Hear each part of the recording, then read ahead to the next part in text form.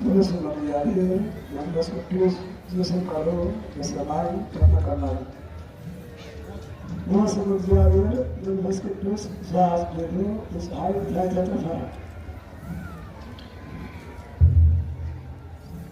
ከዓለመ ጽልመት የጨለማው መሰረት አንስቶ የጸሎት ድዳ ወይመክር ጠፈረ ተብሎ የሚመለክበት ነውና ዓለመ ነፋስን ከዓለመ ነፋስ በበላይ ዓለመ እሳትን ከዓለመ እሳት በበላይ ዓለመ ቀላያትን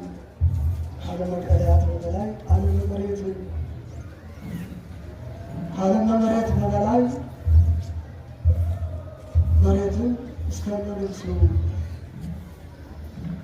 በፈጠረ በልዑል እግዚአብሔር ስም ይሰቅል ማየ ወሰም ሰማይ ተብለው ለሰባቱ ማዕፀን ሰማያት ማዕፀን የሆነው ሐኖስ የሚባል ስም የተሰጠው ብጥብጥ ውሃ ረግተው ወደታች የማይፈስ የትም የማይንቀሳቀስ ከሱ በበላይ ሰባቱን ሰማያት በዘረጋ በልዑል እግዚአብሔር ስም ከጠፈር በበታች ከደመና በበላይ ብርሃናትን እንዲያበሩ የሌሊቱን ንጉሥ ጨረቃ እስከ ሰራዊቱ ከዋክብት ዘርፈ ብዙ ፀሐይ የብዙ ምሳሌ ሆነችው ብርሃናትን እንዲያበሩ ባደረገ በልዑል እግዚአብሔር መንፈስ ቅዱስ እናምናለን።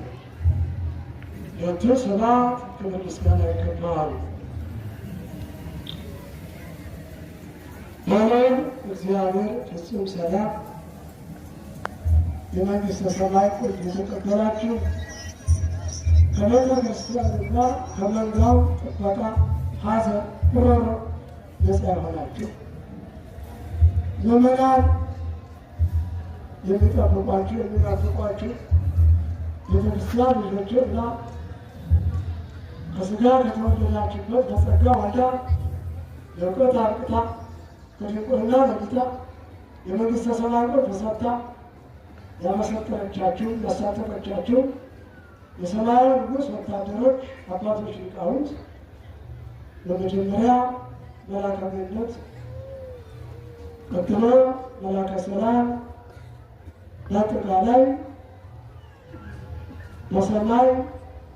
መብራት በተራ